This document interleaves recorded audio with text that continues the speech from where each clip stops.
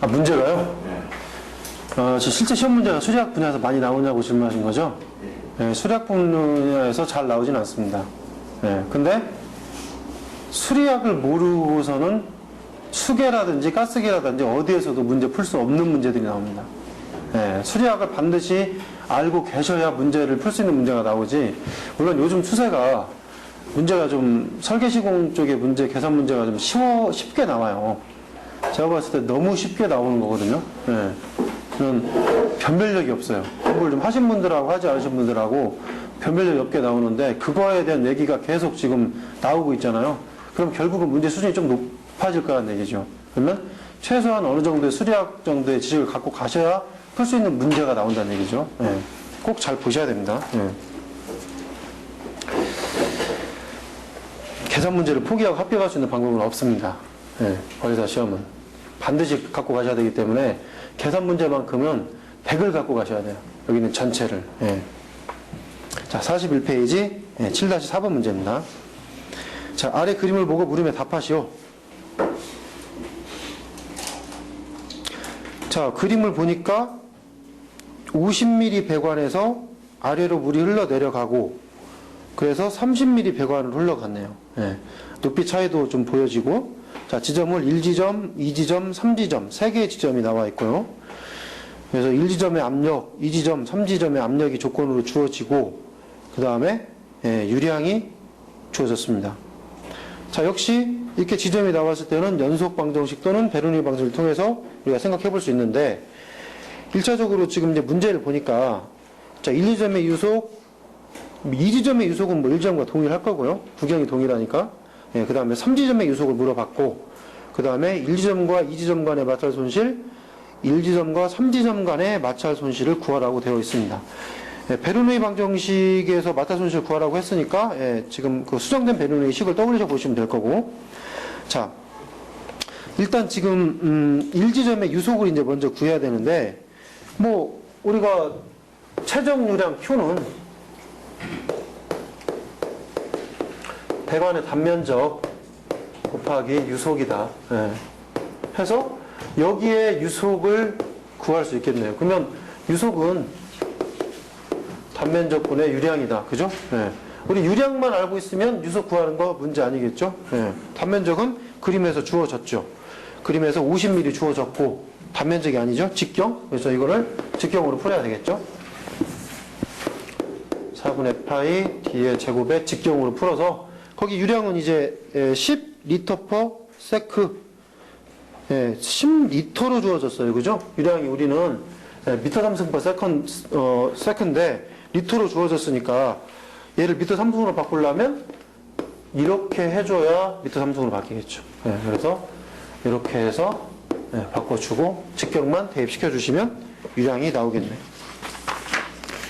자, 3지점의 유속은 뭐 직경만 바꾸면 되는 거죠. 유량은 동일하니까 유량은 동일하니까 직경만 3지점에 30mm죠. 30mm 0.03에서 그것만 바꿔주시면 유속이 나옵니다. 제 문제가 다 어려운 건 아닙니다. 그죠? 그러면 쉬운 것만 이거 어려운 것만 잘 풀으면 되냐 그런 게 아니죠. 쉬운 걸 잘 풀고 어려운 걸 그 다음에 또 풀으셔야 되는 거예요. 실제 시험 문제가 어려운 것만 나오는 건 아니고 실제 시험 문제는 쉬운 쪽으로 좀 나오고 있으니까 그 대신 모든 건 어떤 이론을 확실히 알고 있냐 정립하고 있냐 이게 중요해요. 제가 계산해서 말씀드리고 싶은 게 정립 이게 가장 중요합니다. 관리사에서는 절대 막 복잡하게 푸는 문제가 절대 시험에서 안 나와요.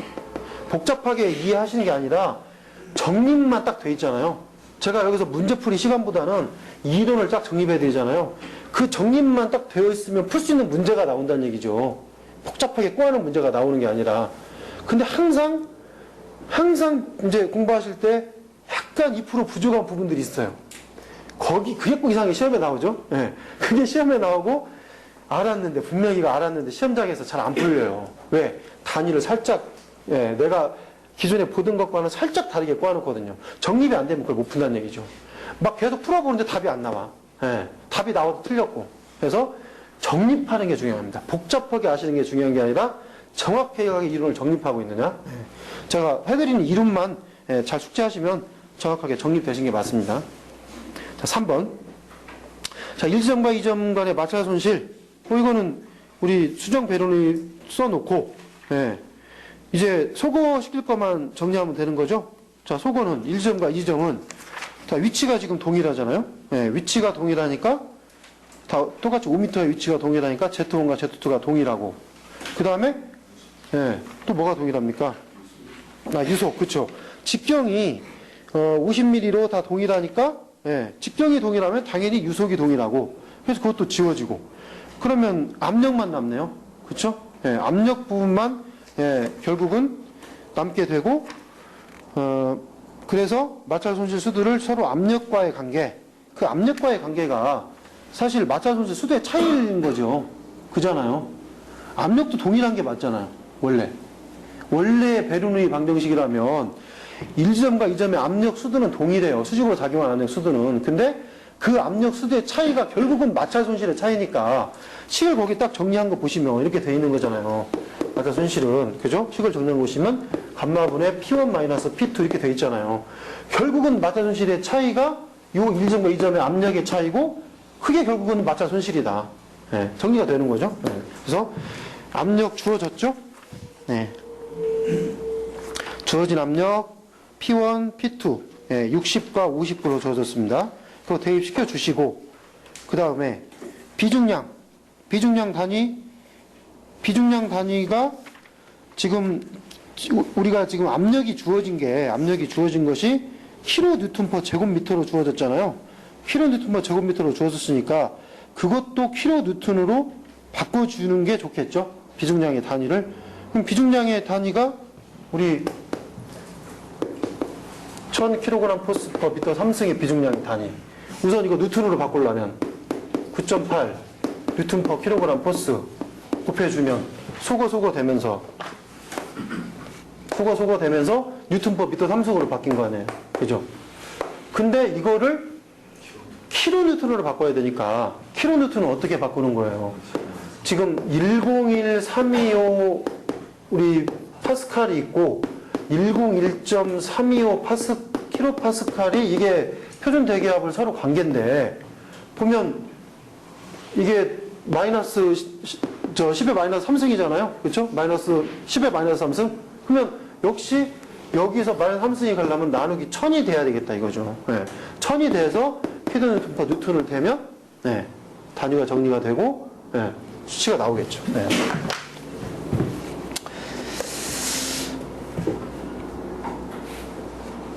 단위 거꾸로 썼죠, 그죠?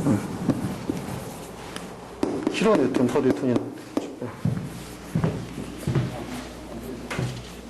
아닌가요?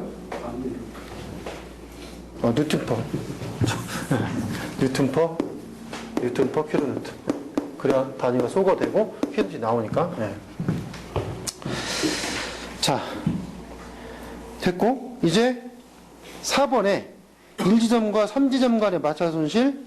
네, 1지점과 3지점 문제 좀 달라요. 그죠? 네, 이제 정식으로 이제 베르누이를 다시 적용시켜 보는데, 자, 일단은 1지점과 3지점의 높이 차이. 그쵸? 높이 차이가 1지점이 5m가 높으니까 5가 되고 3지점은 0이 되는 거죠. 그래서 Z3은 0이고, 예, 1지점은 5가 되는 겁니다. 자, 그리고 당연히 뭐 유속도 차이가 있고, 그 다음에 압력도 차이가 있고, 다 차이가 있겠네요. 나머지는 다 살아있는 거죠. 예, 다 살아서 그대로 식을 대입해서 마찰 손실 값을 중심으로 정립만 하시면, 예, 답이 나오겠죠. 예, 자, 그렇게. 자, 뭐 그렇게 어려운 문제는 아닙니다. 이거는. 예, 이 정도 문제쯤은 정리를 해 놓으셔야 되겠죠.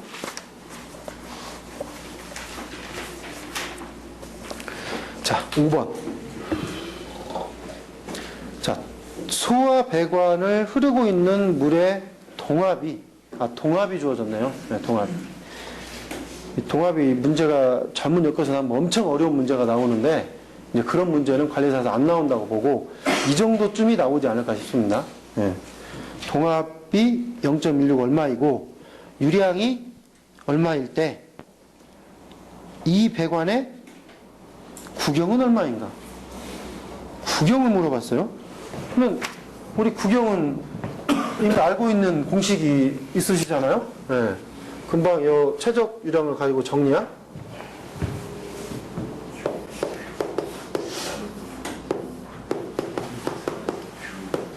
그렇죠. 이제 이 공식을 이제 떠올리실 거 아니에요. 그죠? 네.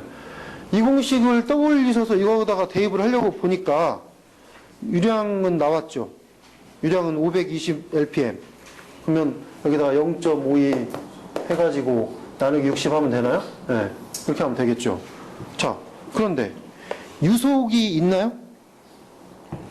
유속이 없죠. 그죠? 유속이 없고 동압이 주어졌죠. 다른 인자는 없어요. 여기에서 동압만 주어진 거예요. 그럼 동압 가지고 유속 구하라는 얘기잖아요.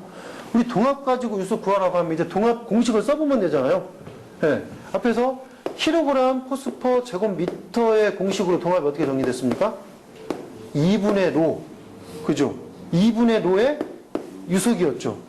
근데 지금 우리가 주어진 단위가 제가 지금 일부러 문제를 일부러 이제 연습을 하라는 차원에서 연습을 하시라는 차원에서 지금 여기에다가 풀이를 복잡하게 풀어놨어요. 무슨 얘기인지 아시죠? 원래 동압 공식 킬로그램 포스퍼 제곱 센티미터는 20G분의 U의 제곱이잖아요.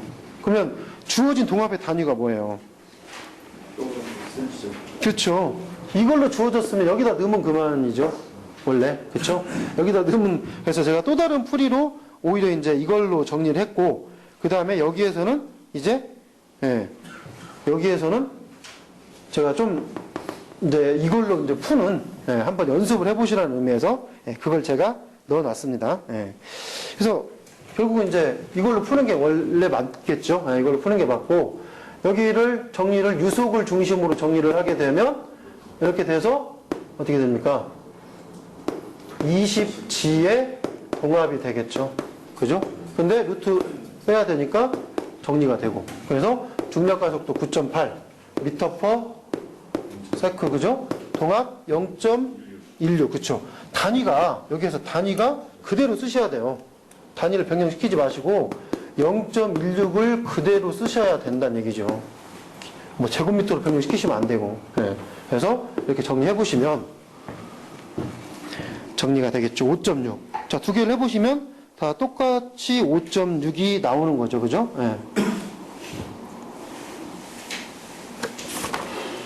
두 개를 정리해 보시면 각각 똑같이 정리가 됩니다.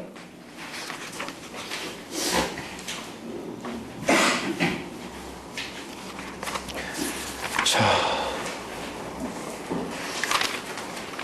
그러면 이제 이쪽은 다 정리가 됐네요. 자, 이제 역적 운동량 방정식과 응용 보겠습니다.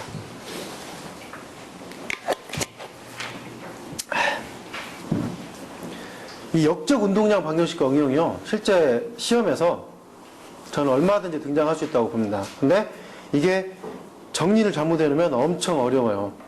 엄청 어렵고 정리가 안 돼요. 기술사 문제에서 이런 문제가 많이 나오는데 그 기술사 문제도 막 여기저기 막 이런 데 산재되어 있어서 정리가 안 되는 거예요. 그래서 요거는 체계적인 정리를 하고 나시면 그 다음에 문제풀이는 일도 아니에요. 공식만 잘 대입시키시면 되니까. 그래서 체계적인 어떠한 정리가 필요한 부분이죠. 공식에서 이게 제곱이죠? 빠졌네요.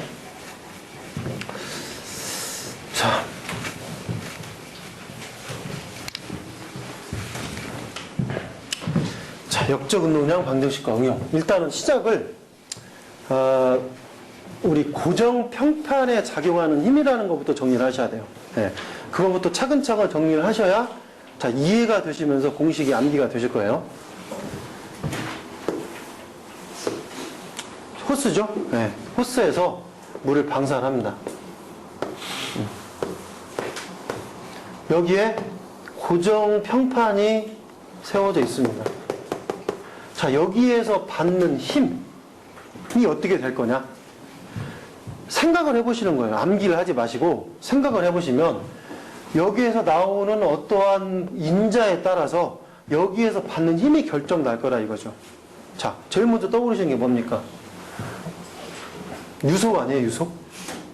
얼마나 물이 빨리 나오냐에 따라서 여기에 받는 힘이 달라지겠죠. 또 유량, 그죠? 유량이에요, 유량.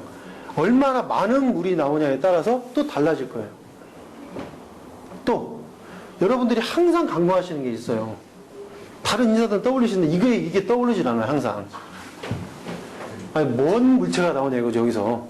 물이 나오냐, 수분이 나오냐 이런 거 아니에요. 수분 나오면 더 아플 거 아니에요. 그죠? 예. 즉, 이 물의 실질적인 비중량이 중요하다 이거죠. 예, 비중량. 예. 하나 더 있어요.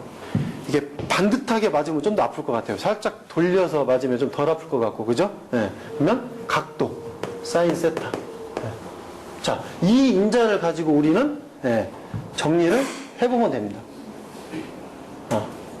여기서는 비중량 하지 말고 밀도로 가죠, 밀도로. 밀도로 갑니다. 자, 이 인자를 가지고 고정 평판에 작용하는 힘을 봅니다. F는 일단 이게 단위가 아마 뉴턴으로 정리가 될 거예요. 뉴턴은. 정리가 돼서 자, 밀도에다가 킬로그램 퍼 미터 3승 곱하기 뭐 했습니까? Q 유량이 있었죠? Q 미터 3승 퍼 세크 곱하기 유속 미터 퍼 세크. 다 안 나올 것 같은데 이게 화면에 부담돼요. 쓸 때 다 안 나오거든. 여기다 사인 세타 이렇게 하는 거죠. 자, 요거가 지금 Q 값이 원래 단면적 곱하기 유속이었잖아요. 그죠? 그러니까 로에다가 곱하기 단면적을 써주고 얘도 유속이고 얘도 유속이네요. 그러면 유속의 제곱도 되는 거 아니에요? 곱하기 사인 세타. 그죠? 네. 요게 이 사인 세타가 만약에 90도 정확히 맞는 거죠. 90도에 정확히 맞아서 이게 직각 90도에 직각 상태가 됐을 때는 이게 1이 나와요. 그죠? 1이 나와서 이게 최대값이에요. 1이라는 게 맞을 때 가장 아프다. 가장 힘을 많이 받는다. 그래서 이게 최대값이다. 90도가. 자, 단위 한번 정리해보죠. 단위가 어떻게 정리가 됩니까? 이거 없어지고. 그죠? 그 다음에 없나요? 그러면 단위가 킬로그램, 미터, 그죠? 퍼, 세크가 2개, 그죠? 세크의 자승. 이게 뭐죠? 질량 곱하기 중력과 속도? 힘, 뉴턴, 그죠? 뉴턴의 단위로 나왔네요. 지금 여기서 여러분들이 혼동 일으킬 게 없는 게 여기에 인자, 그죠? 지금 여기에 인자들만 잘 기억을 해 놓으시면, 생각을 해 보시면, 이 평판이 받을 때 어떠한 인자들에 의해서 힘이 결정된다는 것만 생각하시면 특별히 암기하실 게 없었고, 단위 정리해 보시니까 뉴턴으로 떨어졌다. 일단 그 정도를 정리하시고, 그 다음에 다시 이쪽으로 이제 넘어오셔야죠. 다시. 자, 여기서, 2번. 2번하고 3번 뭐 간단히 정리해보죠. 어차피 여기다 이거 나왔으니까. 2번, 3번. 평판이 뒤로 만약에 이동했다. 뒤로. 평판이 뒤로 이렇게 이동하고 있어요. 그러면 여기에서 차이가 뭐가 있을까요? 그렇죠. 유속. 속도의 차이가 생겨요. 다른 거는 변화가 없어요. 그죠? 변화가 없는데 뒤로 이동하면 속도의 차이가 분명히 생길 거란 얘기죠. 그러면 그 속도의 차이가 뒤로 이동하면 물을 막 쏘고 있는데 뒤로 이동하면 내가 더 아파요, 덜 아파요? 덜 아프죠. 빼면 된다는 얘기죠. 뭔가 뭐에서 뭐를 빼면 된다 이거죠. 그럼 자, 우선 물이 방사하는 방사 속도가 큰 값이니까 앞에 방사 속도를 써보고 거기에서 평판이 뒤로 이동하는 평판의 이동 속도를 빼면 어떻게 돼요? 이거에 대한 힘이 결정 나겠다. 뭐 이거를 U2라고 하든 U1이라고 하든 의미는 없지만 뭐 그냥 붙여보면 되겠다. 이제 거꾸로 평판이 앞으로 이동하면 어떻게 돼요? 앞으로 이동하면 U2 플러스 U1이 되겠죠. 막 앞으로 더 다가가면 더 아픈 거 아니에요. 그죠? 더 아프니까 그 힘을 더해줘야 되겠다. 그 정도만 정리하시면 될 것 같습니다. 자, 근데 이번에 이제 본격적으로 이제 들어가는 겁니다. 근데 이 부분이 문제가 나온다기보다는 이제 여기서부터 그 다음부터 이제 문제가 나올 수 있습니다. 자, 일단 주제 이거를 잘 이해하셔야 돼요. 그러니까 47페이지의 8-4번의 주제 운동량 변화에 의한 노즐의 반발력이에요. 주제가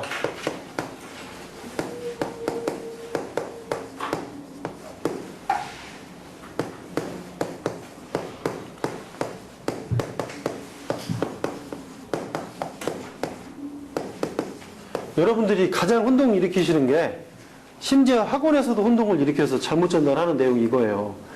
지금 8-4번하고 8-5번하고를 구분을 못해요. 문제 풀이도 구분이 안 돼가지고 풀이도 이상해. 그런 책들이 넘쳐났어요, 이게. 예. 근데 이거 구분이 안 될 이유가 없어요. 뭐 반발력과 반동력이 다르다. 이런 얘기는 말도 안 되는 얘기고요. 반발력과 반동력 같은 얘기입니다. 그죠? 그런 무슨 국어학적으로 접근하는 게 아니라 당연히 우리는 수학적으로 접근할 수 있어요. 운동량 변화에 의한 반발의 노즐의 반발력이라는 게 핵심 일단 키워드고 어떤 의미냐. 자, 호스에서 노즐을 연결시켜서 물을 분출하죠. 자, 그러면 분명히 여기에서 호스는 물이 흐르고 있고, 그죠? 흘러서 나가고 있고, 이것이 분출되면서 이 분출된 유체가 반대로 작용하는 힘이 생겨요. 유출된 유체가 반대로 작용하는 힘이 생긴다.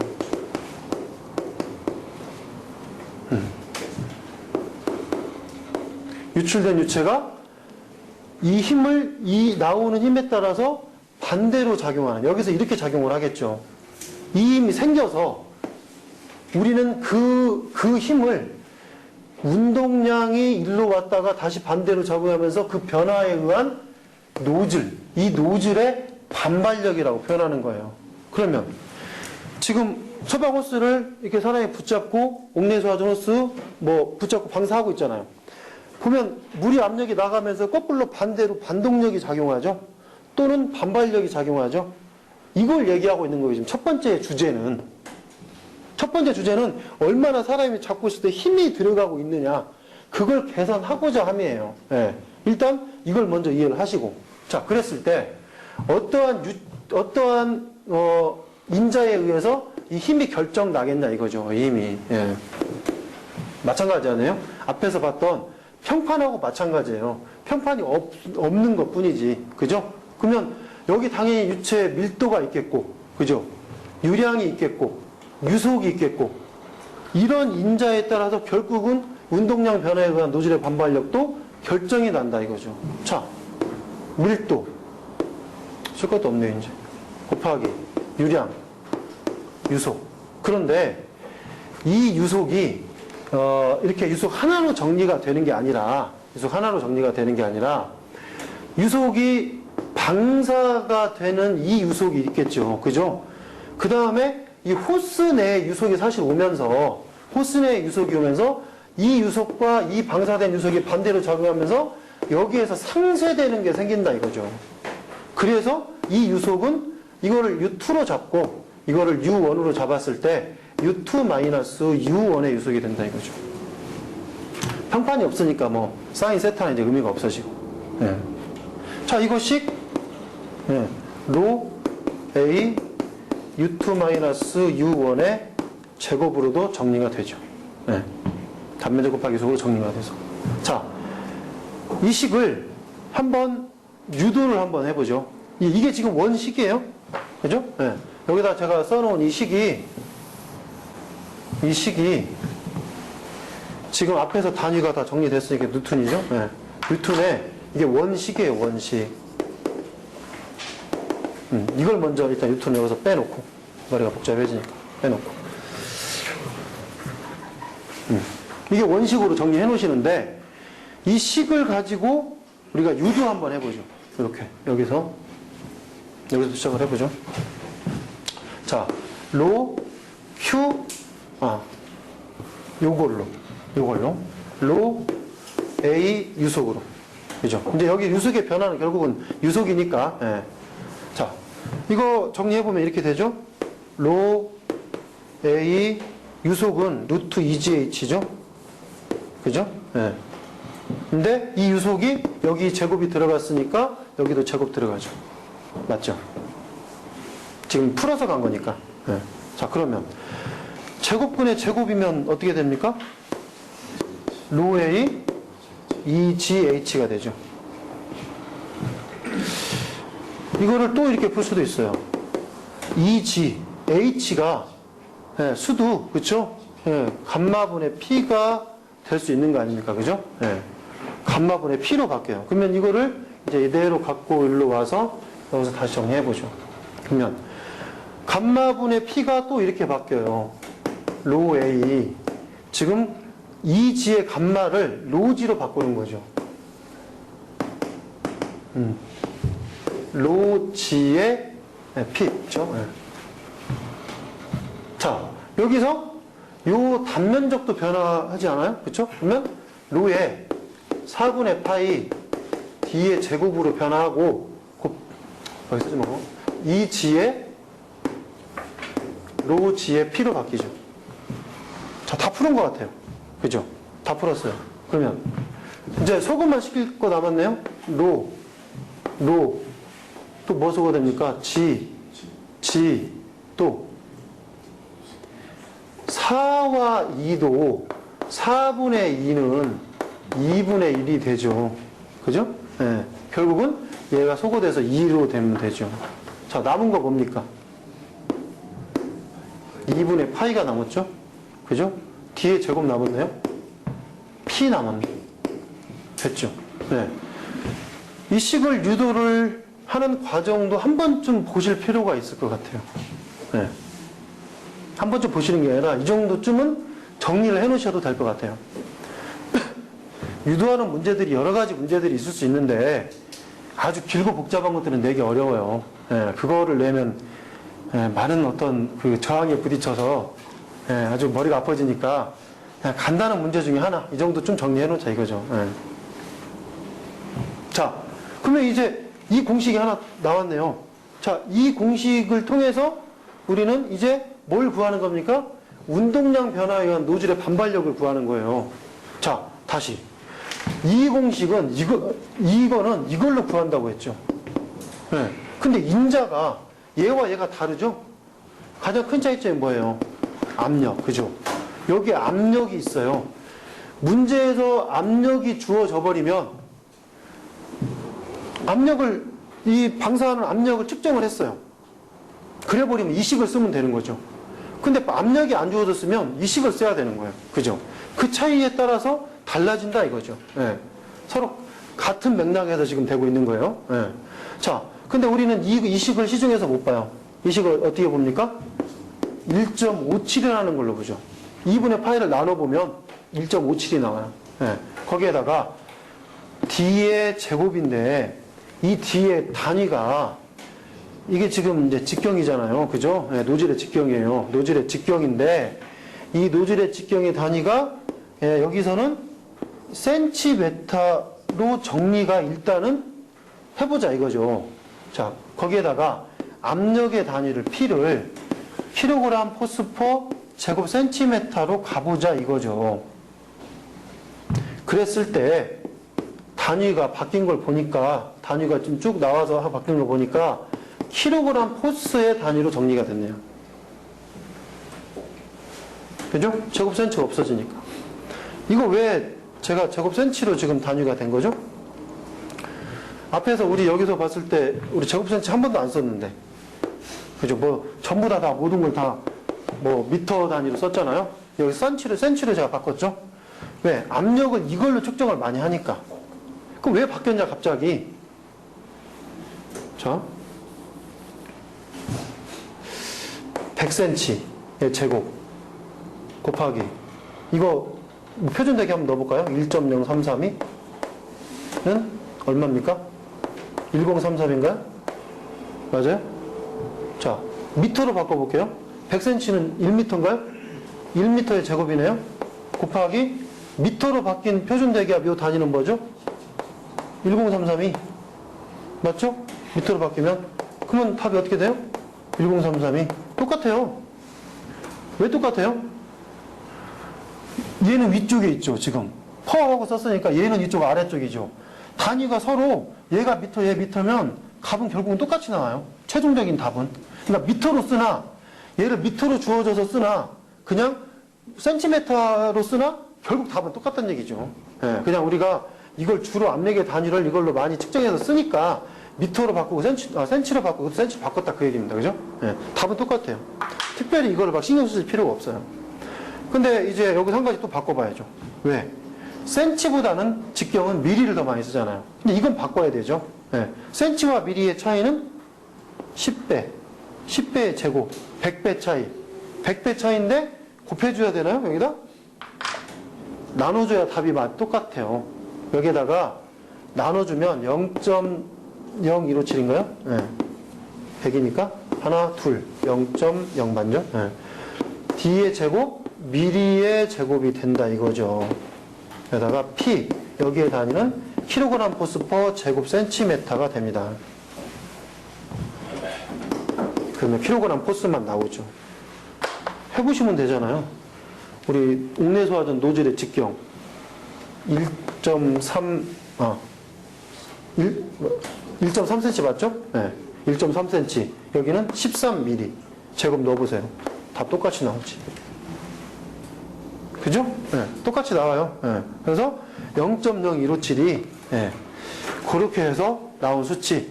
교재에 따라서 이걸 쓰는 교재도 있고 저걸 쓰는 교재도 있고 이렇다는 얘기죠. 그죠? 네. 자, 그 다음. 근데 이거를 킬로그램 포스 말고 뉴턴으로 바꿔보자 이거죠. 단위를. 그러면 뉴턴으로 바꾸면서 여기를 메가파스칼의 단위로 바꿔주는 것이 또 맞겠죠. 예. 그러면 여기 밑에 나오나요 지금?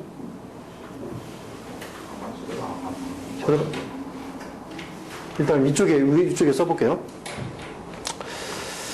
예. 제약이 많아요. 촬영을 하니까. 예. 자, 지금 일단 우리는 이 식에서 생각하지 말고 이 식을 가지고 뉴턴을 한번 생각을 해보죠. 이 식을 가지고. 자, 이 식에서 킬로그램 포스 퍼 제곱 센티미터가 일단 우리 메가파스칼로 바꾸고 나서 이쪽을 뉴턴으로 바꿔야 되니까 일단 메가파스칼로 먼저 바꿔야 되겠죠. 메가파스칼로 바꾸게 되면 킬로그램 포스 퍼 제곱 센티미터와 메가파스칼과의 관계가 어떻게 돼요? 예. 일단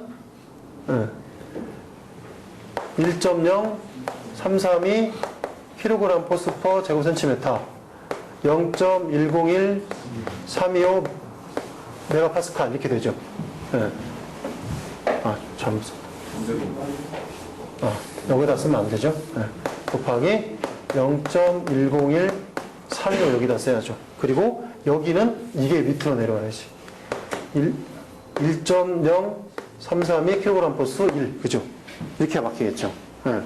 지금 현재 여기는 1이니까 1인 상태를 기준값은 1.033의 킬로그램 포스 퍼 제곱 센티미터고 그 다음에 현재 여기에 주어진 값은 1이고 근데 내가 바꾸고자 하는 거는 0.10135 메가파스칼이고 그러면 이게 아마 0.098 이렇게 떨어질 거예요.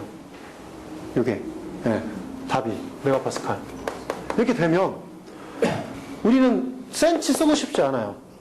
미리를 쓰고 싶어요. 단위를. 미리를 쓰고 싶을 때 여기다가 곱하기 지금 센치와 미리 10 차이니까 10의 제곱 100이네요. 해주면 9.8이 나올 거예요. 100을 해주면 이렇게 그죠? 네. 9.8 메가파스칼이 나온다 이거죠. 자, 수치 9.8 이쪽 정리됐어요. 그럼 이쪽은 1kg 포스는 9.8 뉴턴 아니에요? 여기에? 이게 킬로그램 포스 지금 뉴턴으로 바꿔야 되니까. 그러면 킬로그램 포스가 뉴턴으로 바뀌면서 9.8이 됐죠? 결국은 뭡니까? 좌변 9.8, 우변 9.8 똑같네. 수치를 다 정리하고 나서 보니까 좌변과 우변이 똑같아요. 똑같으니까 우리는 뭐만 바꾸면 돼요? 최종적으로 단위만 바꾸면 끝나는 거예요. 단위를 이렇게 바꾸면 되는 거 아니에요. 수치 똑같으니까 1.57 그대로 오는 거죠? 1.57 D의 제곱. 아까 센치 제가 100 빼가지고 미리로 바뀌었어요. 예. 미리. 거기다가 P는 메가파스칼. 거기다가 뉴턴으로 이렇게 되면 바뀌겠다. 답이. 그죠? 예. 식 똑같은데, 즉 수치도 똑같은데 단위만 바뀐 이유가 좌변과 우변을 값이 해보니까 동일해서 결국은 바뀌었다. 예. 그렇게 정리를 하시면 됩니다. 자, 그러면 지금 거기에 단위들이 왜 그렇게 나왔는지 정리가 되셨을 거고, 자, 뒤에 있는 반동력 계산 공식의 유도까지 다 정리를 한 거예요.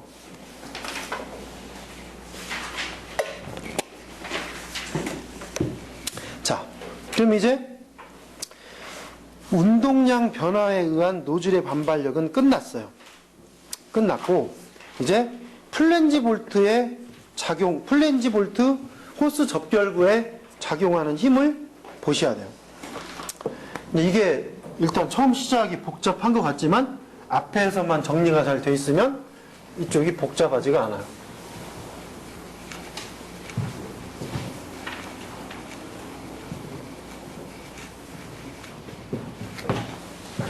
자, 플랜지 볼트. 운동량 변화와 플랜지 볼트는 명확해요. 이렇게 어떻게 명확하냐 이거예요. 잠깐 내려왔네.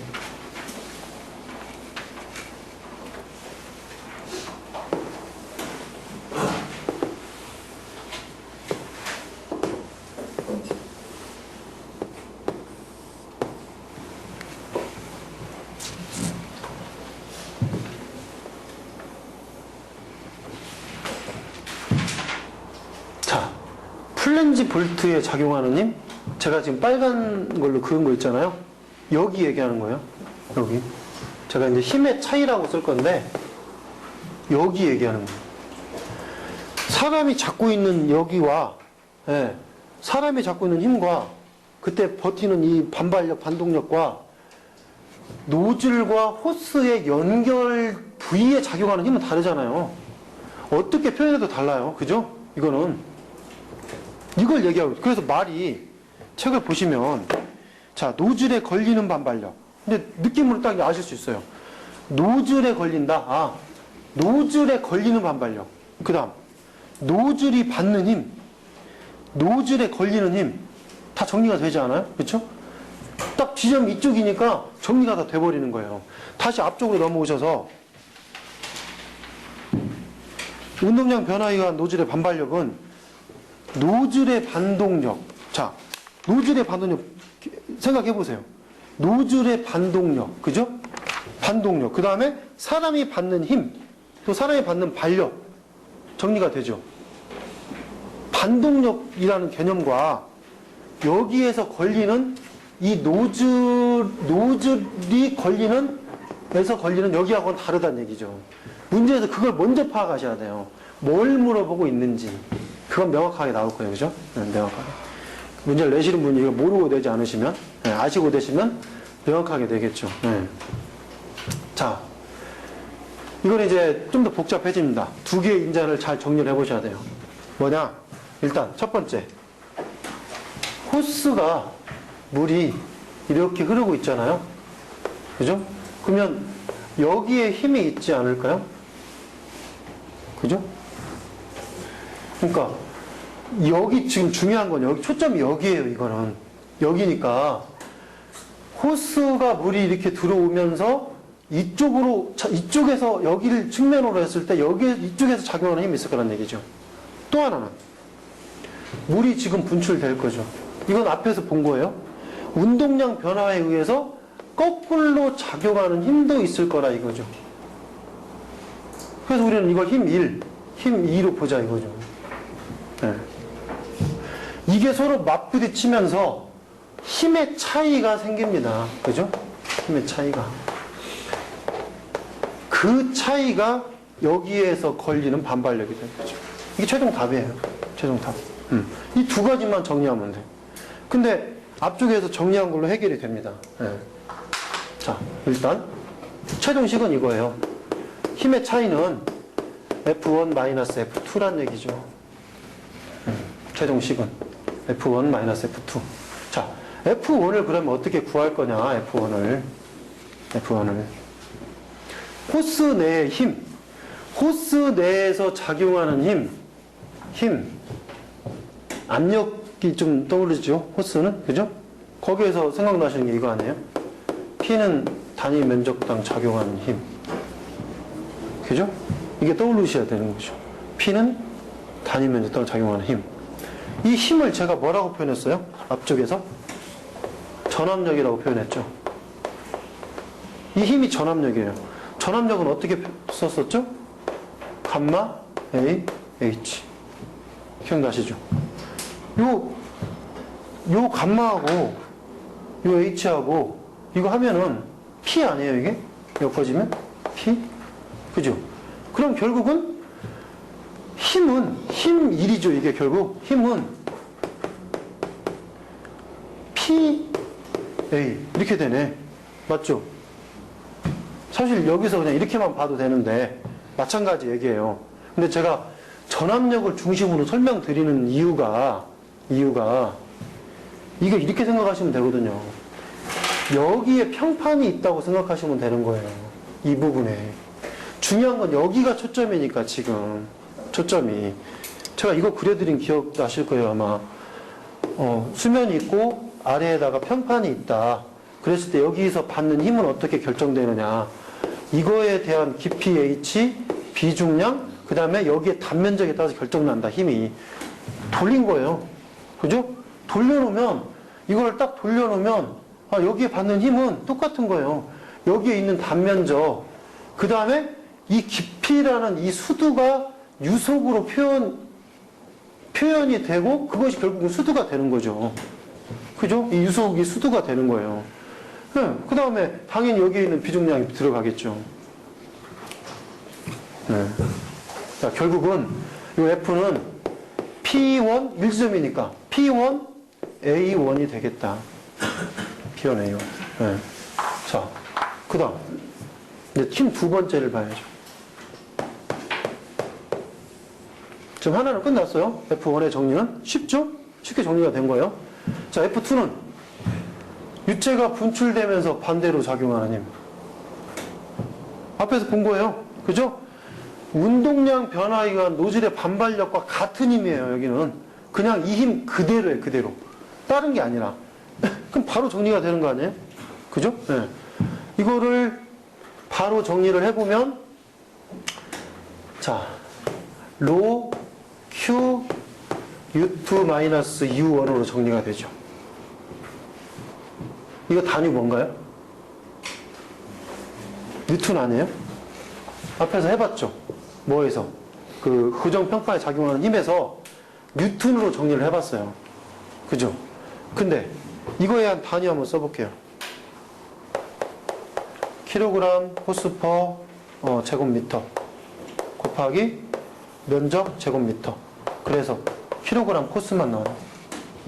자, 힘의 차이라고 했는데 우리는 힘의 차이 중에 단위를 킬로그램 포스로 봤다 이거죠. 뉴턴도 있고 킬로그램 포스 두 가지의 단위가 있는데 1차적으로 풀어낸 단위가 킬로그램 포스라는 얘기입니다. 그러면 얘는 뉴턴인데 어떻게 해요? 백인데. 백이면 서로 맞춰야죠.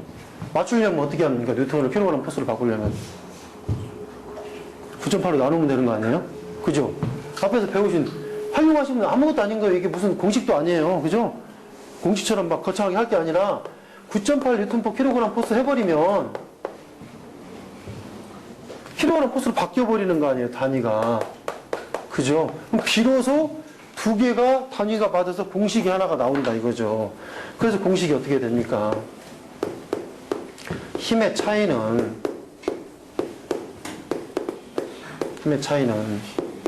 자, P1 A1 그죠?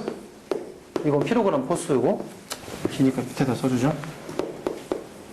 마이너스 똑같이 로 Q U2-U1 9.8 하면 되겠다는 얘기죠.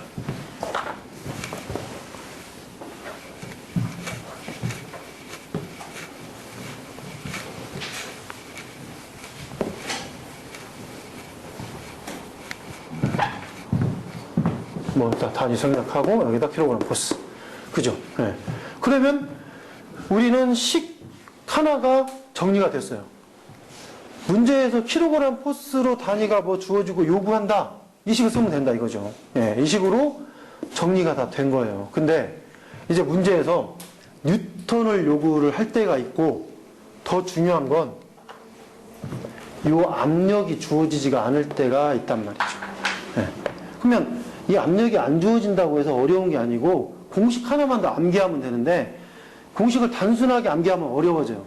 정리 한번 해보죠. 공식을. 여기 1지점이고 여기 2지점이잖아요. 1과 2의 베르누이를 한번 해보자 이거죠. 베르를 해봐서 공식을 정리 한번 해보겠습니다.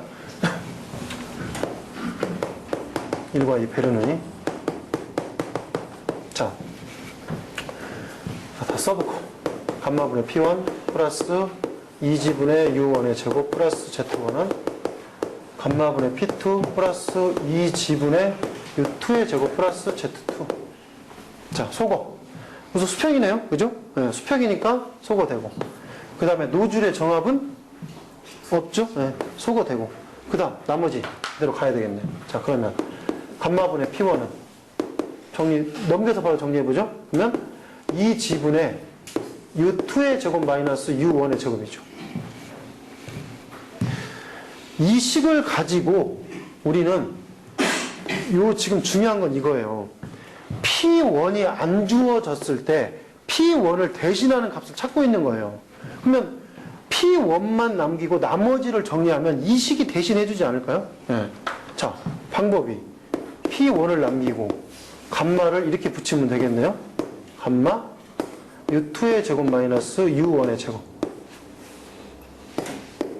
이 집. 자, 중요하신 거 여기다 제곱하시면 안 되죠? 네. 제곱 따로 가셔야 돼요. 감마는 뭘로 바뀝니까? 로지로 바뀌는 거 아니에요. 항상 감마는 로지예요. 거기에 U2의 제곱 마이너스 U1의 제곱이에요. 이 지. 소거되는 게 있겠네요. 지.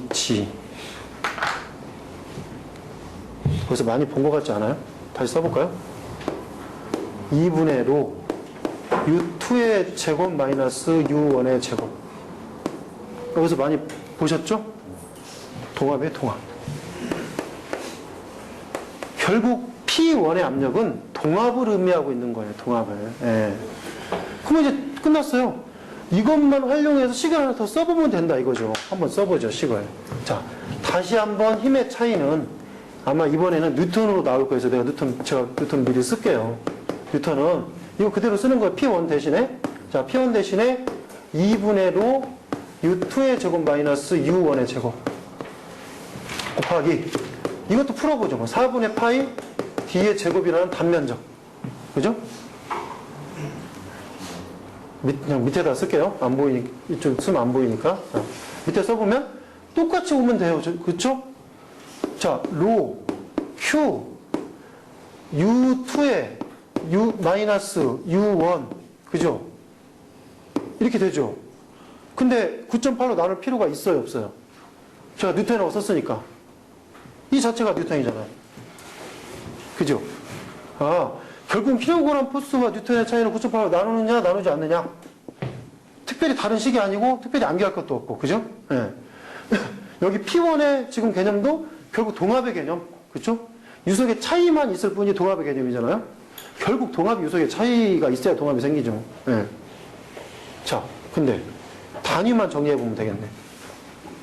이 단위가 뉴턴으로 떨어지면 끝나는 거죠. 이제 검증이 된 거죠. 자, 밀도죠. 킬로그램 퍼 미터 3승 곱하기 유속이죠. 유속의 제곱이니까 이렇게 쓰면 되겠네요. 곱하기 단면적이네요. 자, 제곱 소거되고 3승 없어지고 다시 얘 소거되고 얘 없어지고. 그죠? 뭐만 남습니까? 킬로그램 남았고 미터 남았고 세크의 제곱 남았네요. 이게 뭡니까? 뉴턴이네. 그죠? 이것도 당연히 뉴턴이었으니까. 정리됐죠? 우리는 지금 이게 복잡한 것처럼 보였지만 순서대로 쭉 오다 보니까 사실은 암기할 게 별로 없었다는 거죠. 예. 처음에 이 플랜지 볼트에 작용하는 힘에 있어서 전압력에 대한 개념에서 P1, A1만 가고 나머지는 유체가 붙은데서 반대로 작용하는 힘은 우리가 정리가 끝났고 그거는 이미 우리 고정 평판에서 한번 정리해와서 정리가 된 거고. 예. 그러면 이걸 가지면 이제 이쪽에 관계된 문제는 아주 간단하게 풀립니다. 이거 가지면 간단하게 풀리기 때문에 이 문제가 한번 좀 등장할 수가 있다는 얘기죠. 예. 복잡하게 해서 푸는 문제가 아니니까. 자, 잠깐 쉬었다가 문제 풀어보겠습니다.